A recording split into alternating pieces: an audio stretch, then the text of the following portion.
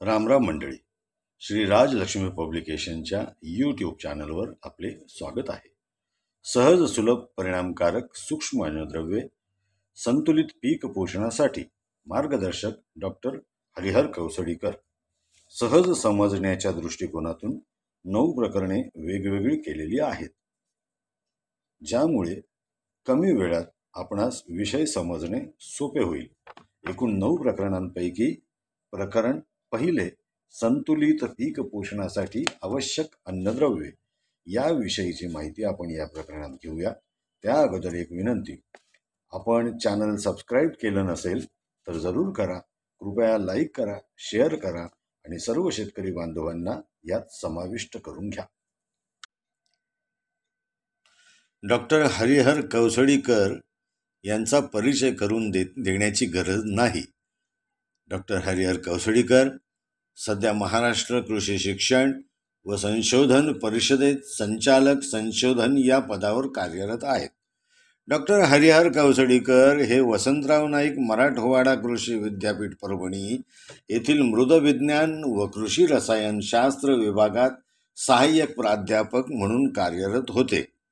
Doctor Kausadikar यांनी PhDच्या अभ्यासाकरता मोसंबी पिकातील अन्नद्रव्यांची कमतरता आणि त्यांचा सूक्ष्म अन्नद्रव्ये वापरास प्रतिसाद या विषयांवर सखोल संशोधन केलेले आहे. या संशोधनाकरता त्यांना सर्वोत्कृष्ट कृषी संशोधन 2006 हा अखिल भारतीय स्तरावरील फर्टिलायझर असोसिएशन ऑफ इंडिया यांनी सुवर्ण पदकांसह पुरस्कार दिला. तसेच भारतीय मृदविज्ञान संस्था नवी दिल्ली यांनी याच संशोधनाच्या सादरीकरणासाठी राष्ट्रीय स्तरावर पुरस्कार दिला. तर अमेरिकेतील 18व्या जागतिक मृदा परिषदेत संशोधनावरील शोध निबंधाची सादरीकरणासाठी निवड झाली होती. सर्वसामान्य फळ बागायतदारांना सर्वांगीण दृष्टिकोनातून आपली बाग यशस्वी करण्यासाठी मार्गदर्शन मिळावे याकरिता लेखकांनी केलेला हा छोटासा प्रयत्न. मोसंबी पिकाच्या गुणवत्तापूर्ण व दर्जेदार उत्पादनासाठी व उत्पादकता वाढीसाठी त्यांनी राज्य शासनाला संशोधन शिफारस सादर केलेली आहे. या शिफारशीत सूक्ष्म अन्नद्रव्यांच्या वापरातून मोसंबी पिकाचे दीर्घकाळ गुणवत्तापूर्ण उत्पादन मोसंबी बागायतदारांना होत आहे. या संदर्भात त्यांनी 50 लेख व 2 पुस्तके प्रकाशित केली आहेत. या विषयाशी संबंधित डॉक्टर हरिहर कौसडीकर म्हणतात, महाराष्ट्रातील विविध प्रकारच्या जमिनीत जस्त, लोह व बोरॉन या सूक्ष्म अन्नद्रव्यांची कमतरता आढळून येत आहे.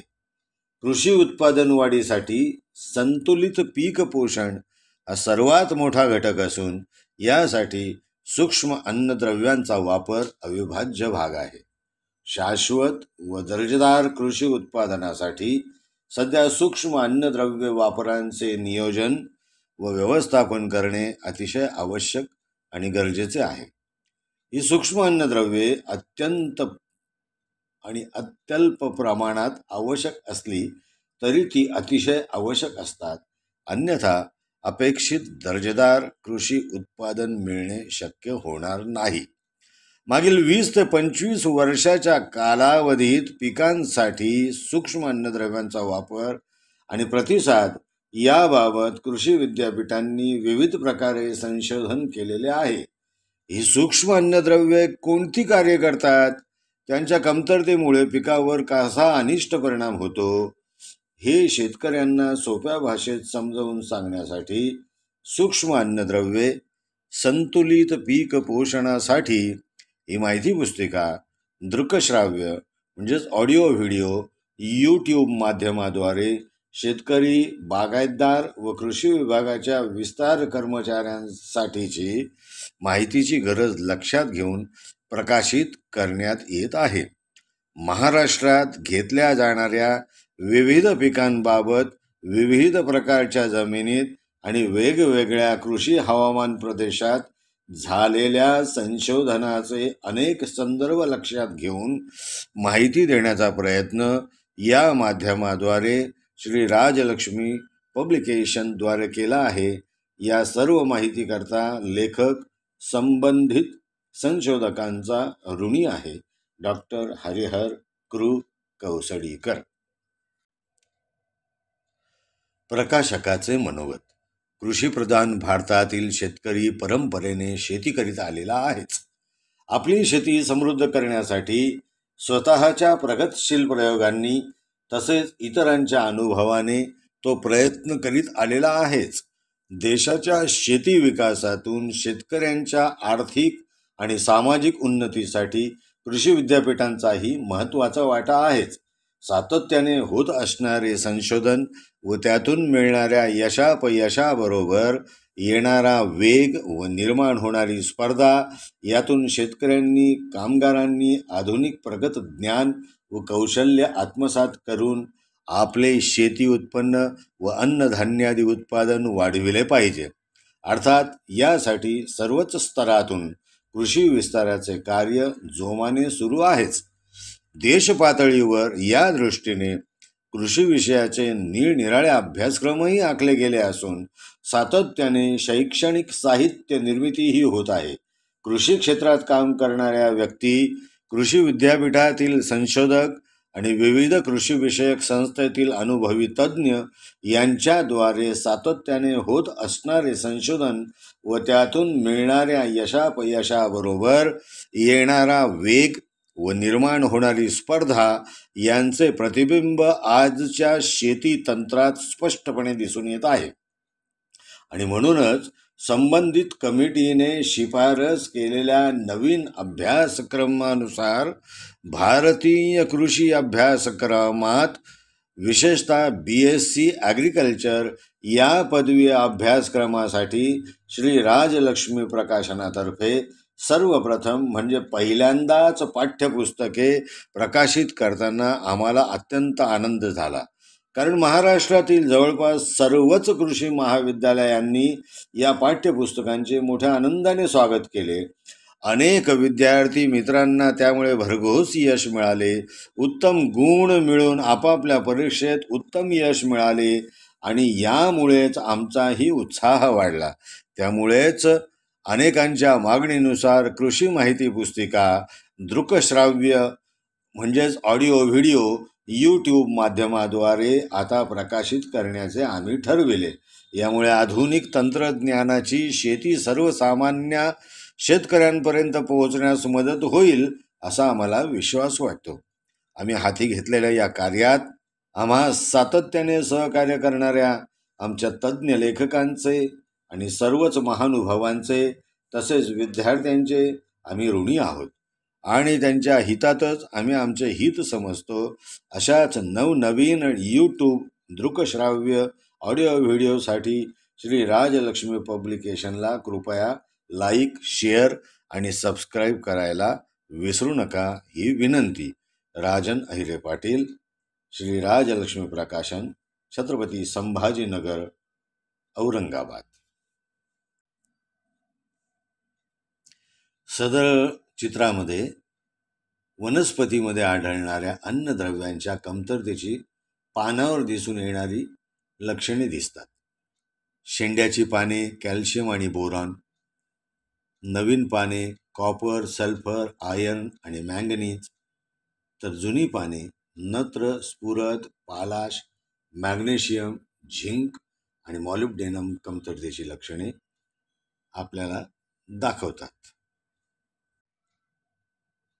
सदर चित्रामध्ये एकच पान आपल्याला निरनिराळ्या सूक्ष्म अन्नद्रव्यांची कमतरता झाल्यास ते पान कसे दिसेल, त्या पानावरील लक्षणे कशी दिसतील हे दाखवणारे हे अर्थगर्भ चित्र आपणास कळून येईल. प्रकरण पहिले. संतुलित पीक पोषणासाठी आवश्यक अन्नद्रव्ये. वनस्पती शास्त्रज्ञांना रासायनिक परीक्षणात असे आढळून आले आहे की पिकांसाठी कोणती अन्नद्रव्ये, पोषण द्रव्ये आवश्यक आहेत ते मुख्य 3 तत्वांवर ठरते.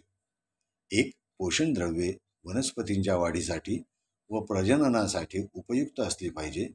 ती उपलब्ध नसल्यास वाढ चांगली होत नाही व प्रजनन थांबते. 2. आवश्यक त्या पोषण द्रव्यांची उणीव इतर कुठल्याही अन्नद्रव्यांचा वापर करून भरून काढली जाता येत नाही. 3. वनस्पतीच्या वाढीत व उत्पन्नासाठी लागणाऱ्या प्रक्रियेत त्या पोषण द्रव्यांची प्राथमिक स्वरूपाची कामगिरी असली पाहिजे. ही 3 तत्वे लक्षात घेऊन शास्त्रज्ञांच्या मते वनस्पतींना योग्य वाढीसाठी 16 पोषण द्रव्ये अन्नद्रव्ये लागतात. यामध्ये कार्बन, हायड्रोजन व ऑक्सिजन ही 3 मूलभूत अन्नद्रव्ये अखनिजीय स्वरूपात मोडतात, तर 13 पोषण द्रव्यांची पिकांची गरज कमी जास्त प्रमाणात असते. त्यामुळे वनस्पतीसाठी आवश्यक असणाऱ्या अन्नद्रव्यांचे 2 भाग पडतात. मोठ्या प्रमाणात लागणारी अन्नद्रव्ये व सूक्ष्म प्रमाणात लागणारी अन्नद्रव्ये. पिकांना लागणारी सूक्ष्म अन्नद्रव्ये कमी प्रमाणात जरी लागत असली तरी ती अत्यंत आवश्यक असतात. मोठ्या प्रमाणात व आवश्यक असणाऱ्या 6 अन्नद्रव्यात नत्र, स्फुरद, पालाश, गंधक, कॅल्शियम व मॅग्नेशियम या अन्नद्रव्यांचा समावेश होतो व सूक्ष्म अन्नद्रव्यात जस्त, लोह, मंगल, तांबे, बोरॉन, मुलाब्ध व क्लोरीन या 7 अन्नद्रव्यांचा समावेश होतो. या प्रकरणात आवश्यक अन्नद्रव्यांचे कार्य, कमतरतेची लक्षणे अथवा परिणाम यांचा आढावा घेतला आहे. 1. नत्र, ज्याला इंग्रजीत नायट्रोजन म्हणतात. पिकांच्या वाढीत व उत्पादनात नत्राचे फार महत्त्व आहे. झाडांच्या मुळांनी शोषण केलेले नत्र झाडांच्या अवयवात सहजपणे वहन केले जाते.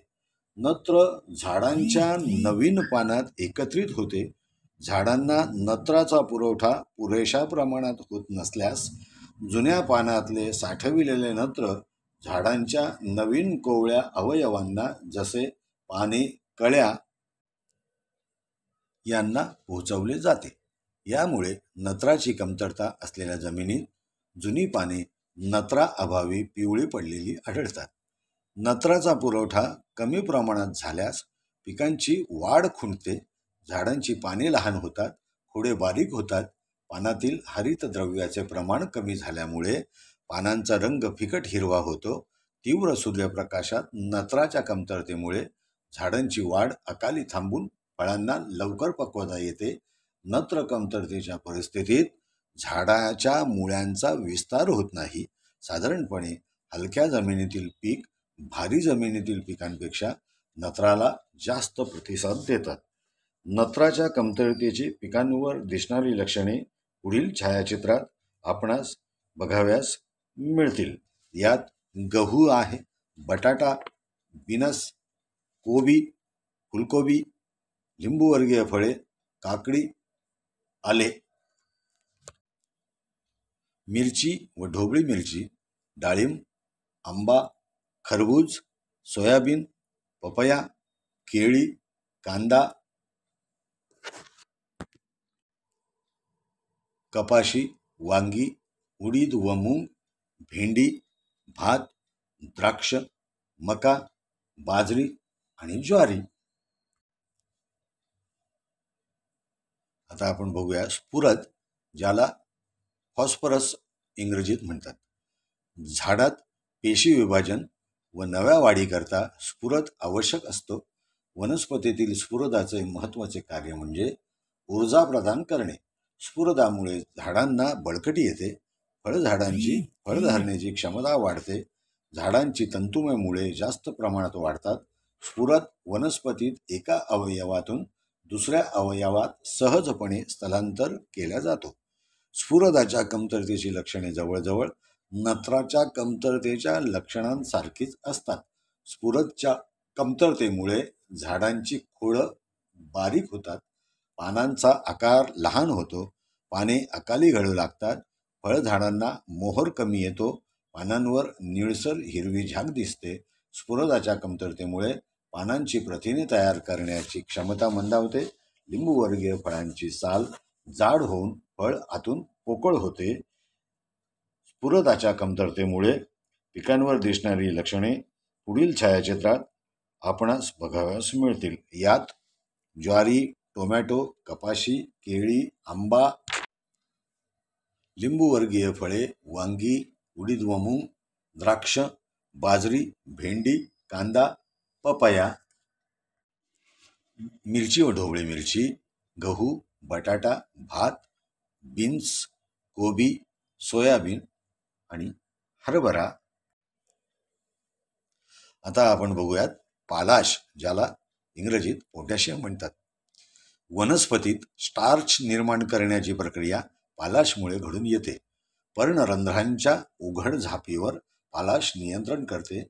तसेच कर्बपदार्थांच्या वाहतुकीत पालाशचा महत्त्वाचा वाटा आहे. पालाशमुळे पिकात रोगप्रतिकारक शक्ती वाढते. उदाहरणार्थ केळीतील फ्युजेरियम विल्ट म्हणजे मर ह्या रोगाचे प्रमाण कमी होते. पालाश वनस्पतीच्या शरीरांतर्गत सहजपणे स्थलांतर करू शकते. पालाश कमतरतेची लक्षणे प्रथम जुन्या पानांवर आढळून येतात. पानांच्या कडा व टोके प्रथम पिवळसर पडून तो भाग वाळल्यासारखा व करपल्यासारखा दिसू लागतो. पानांना विटकरी रंग येतो. झाडांची पाने कडेच्या बाजूने पिवळी दिसू लागतात व वाळतात. पालाशच्या कमतरतेच्या पिकांवर दिसणारी लक्षणे पुढील छायाचित्रात आपणास बघण्यास मिळतील. यात बीन्स, वांगी, मका, ऊस, भात, केळी, कोबी, हरभरा, टोमॅटो, लिंबूवर्गीय फळे, गहू, कपाशी, काकडी, मका, आले, उडीद व मूग, द्राक्ष, आंबा, खरबूज, बाजरी, भेंडी, कांदा, भुईमूग, मिरची व ढोबळी मिरची, हळद, तूर, डाळिंब, बटाटा, सोयाबीन. आता आपण बघूया कॅल्शियम, ज्याला इंग्रजीतही कॅल्शियमच म्हणतात. वनस्पतीत कॅल्शियम वेगवेगळ्या स्वरूपात आढळते. पेशींची वाढ व विभाजन या क्रिया कॅल्शियमवर अवलंबून असतात. इतर अन्नद्रव्यांप्रमाणे कॅल्शियम जुन्या पानातून नव्या पानात वाहून नेला जात नाही. वनस्पती अंतर्गत कॅल्शियम सहजपणे वहन होत नसल्याने नव्या वाढीवर कॅल्शियम कमतरतेची लक्षणे दिसून येतात. कॅल्शियमच्या अभावामुळे नव्या पानांची वाढ कमी होते. पानांचा आकार बिघडतो व पाने खोलगट होतात. कॅल्शियमच्या कमतरतेची पिकांवर दिसणारी लक्षणे पुढील छायाचित्रात आपणास बघावयास मिळतील. यात कपाशी, काकडी, मिरची, टोमॅटो, गहू, केळी, लिंबूवर्गीय फळे, वांगी, स्ट्रॉबेरी, भात, सोयाबीन, बटाटा आणि मका. आता आपण बघूया मॅग्नेशियम. मॅग्नेशियम हा वनस्पतींच्या हरितद्रव्याचा घटक असल्यामुळे प्रकाश संश्लेषण क्रियेत भाग घेतो. वनस्पती अंतर्गत स्फुरदाच्या वहनात मॅग्नेशियमचे कार्य महत्त्वाचे ठरते. झाडाच्या शरीरांतर्गत मॅग्नेशियमचे सहज वहन होत असल्याने कमतरता प्रथम जुन्या पानात आढळते. चुनखडीयुक्त जमिनीतील झाडांमध्ये मॅग्नेशियमची कमतरता विशेष प्रकारे जाणवते. तसेच हरितद्रव्याचा घटक असल्यामुळे प्रकाश संश्लेषण प्रक्रियेवर प्रतिकूल परिणाम दिसून येतो. पालाश सोबतच्या विरुद्ध परिणामामुळे जमिनीत पालाश जास्त असल्यास पिकामध्ये मॅग्नेशियमची कमतरता भासते. मॅग्नेशियमच्या कमतरतेची पिकावर दिसणारी लक्षणे पुढील छायाचित्रात आपणास बघावयास मिळतील. यात बीन्स, लिंबूवर्गीय फळे, टोमॅटो, गहू, भात, केळी, कोबी, कपाशी, काकडी, वांगी, द्राक्ष, मका, आंबा, खरबूज, भेंडी, पपया, भुईमूग, मिरची, बटाटा, ज्वारी आणि सोयाबीन. आता आपण बघूयात गंधक, ज्याला इंग्रजीत सल्फर म्हणतात. सल्फर किंवा गंधकाचे वनस्पती अंतर्गत वहन सहजपणे होते. परंतु कमतरतेची लक्षणे प्रथम नवीन फुटीवर दिसून येतात. गंधकाच्या कमतरतेची लक्षणे ही नत्राच्या कमतरता लक्षणासारखीच दिसतात. उदाहरणार्थ पानाचा आकार लहान होणे, पाने पिवळी पडणे, गंधकाच्या कमतरतेमुळे पिकातील शर्करेचे प्रमाण कमी होते. गंधकाच्या कमतरतेची पिकांवर दिसणारी लक्षणे पुढील छायाचित्रात आपणास बघाव्यास मिळतील. यात लिंबूवर्गीय फळे, मका, भात, सोयाबीन, कपाशी, वांगी, टोमॅटो, गहू, बीन्स, द्राक्ष, कांदा, भुईमूग आणि डाळिंब. आता आपण बघूया लोह, ज्याला इंग्रजीत आयर्न असे म्हटले जाते. जमिनीत लोहयुक्त खनिजांचे प्रमाण बरेच असले तरी पाण्यात विरघळणाऱ्या लोह खनिजांचे प्रमाण फार कमी आहे. चुनखडीयुक्त जमिनीत लोहाची उपलब्धता कमी होऊन तो पिकांना उपलब्ध होत नाही, त्यामुळे पिके लोहाची कमतरता दाखवतात. चुना, स्फुरद व अधिक सामू यामुळे वनस्पती जमिनीतून लोह जास्त शोषण करू शकत नाहीत. जमिनीत चुन्याचे प्रमाण वाढले की लोह शोषणाचे प्रमाण कमी होते. पिकात लोहाचे स्थलांतर होत नाही, म्हणून लोह कमतरतेची लक्षणे प्रथम पिकाच्या नवीन वाढीवर दिसतात. नवीन पालवीत हरितद्रव्यांचे प्रमाण कमी होते. पानातील शिरांमधील भाग पिवळसर पांढरा पडून शिरा मात्र हिरव्या राहतात. विशेषतः लोहाच्या कमतरतेची लक्षणे लिंबूवर्गीय फळझाडांवर फारच स्पष्टपणे दिसतात. लोह व मंगल या अन्नद्रव्यांचा परस्पर विरोधी संबंध आहे. जमिनीत पालाश व मॅंगनीजची कमतरता आणि मॅग्नेशियम यांचे भरपूर प्रमाण यामुळे देखील लोहाची कमतरता भासते. लोहाच्या कमतरतेची पिकांवर दिसणारी लक्षणे पुढील छायाचित्रात आपणास बघावयास मिळतील. यात ऊस, टोमॅटो, गहू, केळी, लिंबूवर्गीय फळे, कपाशी, वांगी, काकडी, आले, उडीद व मूग, मका, आंबा, खरबूज, पपया, मिरची व ढोबळी मिरची, तूर, बटाटा, भात, सोयाबीन आणि हळद. आता आपण बघूया मंगल, ज्याला इंग्रजीमध्ये मॅंगनीज म्हणतात. मॅंगनीज किंवा मंगल हे अन्नद्रव्य जमिनीतून पिकांना उपलब्ध होण्यासाठी जमिनीचा सामू, सेंद्रिय पदार्थांचे प्रमाण, जमिनीतील जीवाणूंचे प्रमाण हे घटक कारणीभूत ठरतात. पाणी साचणाऱ्या जमिनीत व कमी सामूच्या जमिनीत मॅंगनीजची उपलब्धता वाढते. मॅंगनीजचे वनस्पती शरीरांतर्गत वहन सहजपणे होत नाही. विविध संप्रेरकांना सक्रिय करणे हे मॅंगनीजचे प्राथमिक कार्य आहे. मॅंगनीज कमतरतेची लक्षणे नव्या व जुन्या पानांवर दिसतात. मॅंगनीज व मॅग्नेशियम कमतरतेची लक्षणे जवळजवळ सारखीच दिसतात. मात्र मॅंगनीजच्या कमतरतेमुळे नव्या पानांच्या शिरांमधील भाग पिवळा पडतो, तर मॅग्नेशियममुळे पानांमधल्या शिरांचा भाग पिवळा पडतो. मॅंगनीजच्या अभावामुळे हरितद्रव्यांची कमतरता दिसून येते. काही विशिष्ट पिकात जमीन व हवामानाच्या परिस्थितीनुसार मॅंगनीजचा उणीव भासते.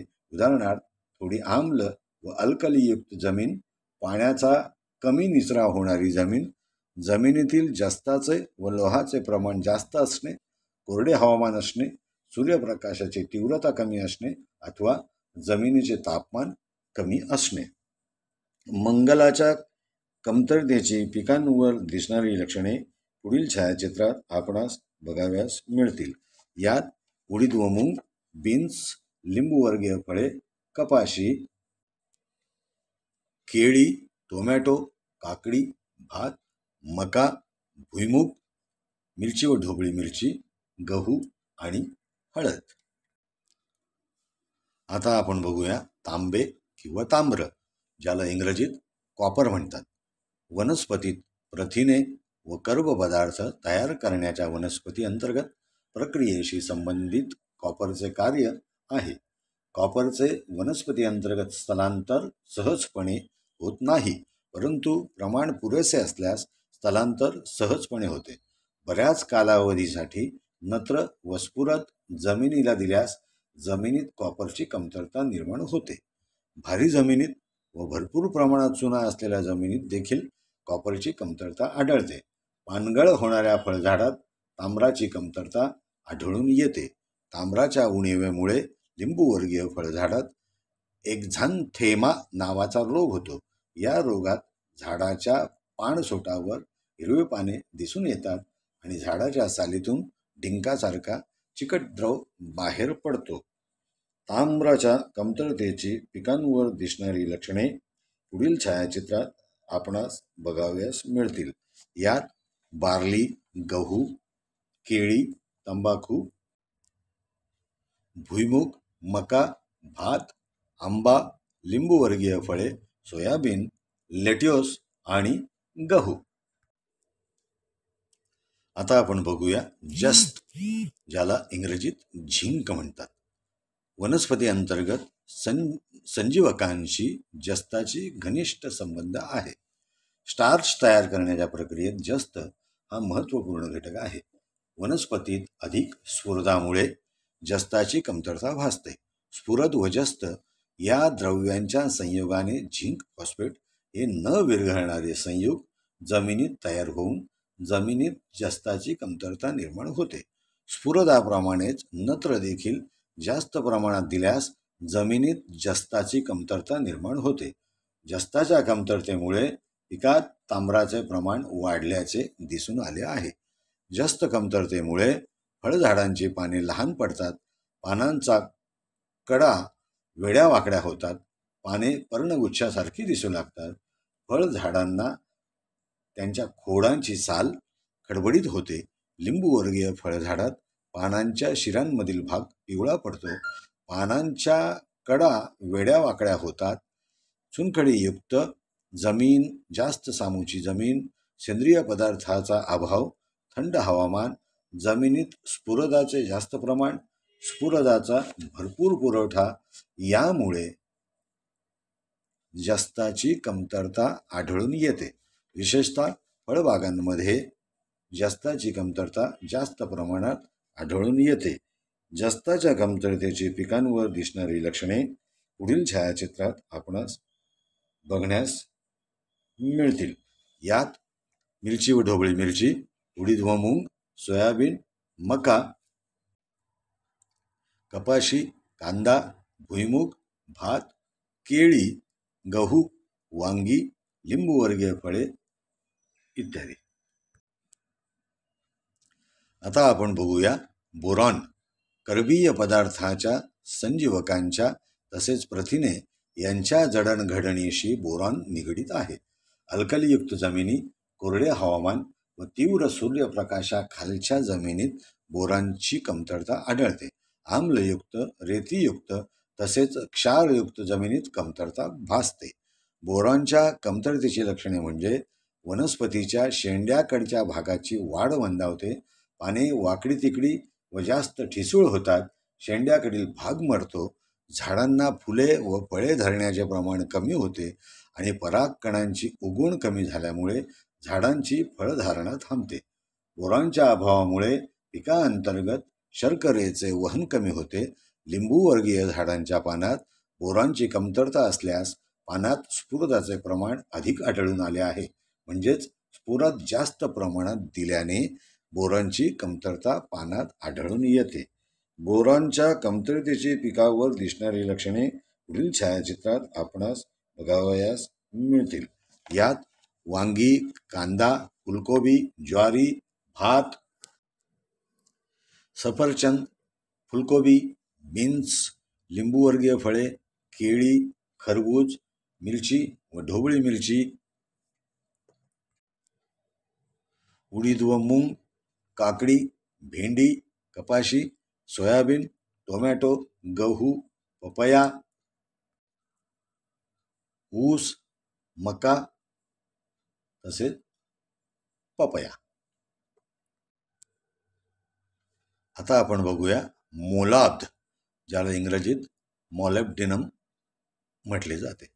पिकांच्या वाढीकरता मोलाब्ध फार थोड्या प्रमाणात लागतो, परंतु पिकातील महत्त्वाचे कार्य म्हणजे पिकातील चयापचय क्रियेतील सहभाग पिकांतर्गत मोलाब्धाचे स्थलांतर मर्यादित स्वरूपात होते. नत्राच्या चयापचय क्रियेत मोलाब्धचा महत्त्वाचा सहभाग असल्यामुळे नत्र व मोलाब्ध कमतरतेची लक्षणे सारखीच दिसतात. मोलाब्ध कमतरतेमुळे पिकांची वाढ थांबते, पाने निस्तेज पडतात आणि अतिप्रमाणात गंधकामुळे जमिनीतून पिकाकडून मोलाब्ध कमी प्रमाणात ग्रहण केला जातो. मोलाब्ध कमतरतेची पिकांवर दिसणारी लक्षणे पुढील छायाचित्रात आपणास बघावयास मिळतील. यात फुलकोबी, मका, टोमॅटो, भुईमुग आणि कुकुरबीट दिसून येतात. क्लोरीन. झाडाच्या पाणी साठवण्याच्या क्षमतेवर क्लोरीन हे अन्नद्रव्य परिणाम करते. क्लोरीन प्रकाश संश्लेषण या क्रियेला आवश्यक आहे. वनस्पतीतील पाचकता व हरितद्रव्याच्या निर्मितीस मदत करते. क्लोरीन कमी पडल्यास पाने वेडीवाकडी होतात, मुळांची वाढ खुंटते. या आवश्यक अन्नद्रव्यांशिवाय काही ठराविक पिकांना विशेष स्वरूपात सिलिकॉन, सोडियम, कोबाल्ट, निकेल या पोषण द्रव्यांची गरज भासत आहे. यांचा वापर विशिष्ट पिकांसाठी केल्यास पीक उत्पादन किंवा गुणवत्तेत फायदा होत असल्याने त्यांना फायदेशीर अन्नद्रव्ये असे म्हणतात. धन्यवाद. शेतकरी बंधूंनो, श्री राजलक्ष्मी पब्लिकेशन या चॅनलला सबस्क्राईब केलेले नसेल तर सबस्क्राईब कृपया करून घ्या. धन्यवाद.